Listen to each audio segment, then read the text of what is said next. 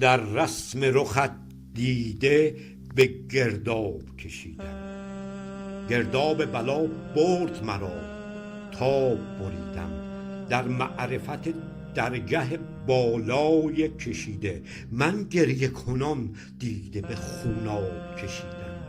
بشرای خیال و سر سودای جماعت، برخیز مبشر شو به ارباب مریدم.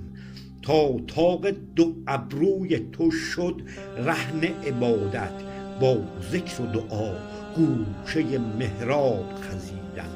خاصیت عشق است به بشرا و به تبصیر، من نیز نظر در تو به ایجاب گزیدم. ای سادگی جان منت راهزن از تو، در رهزنیت حجت مرتاب دریدم.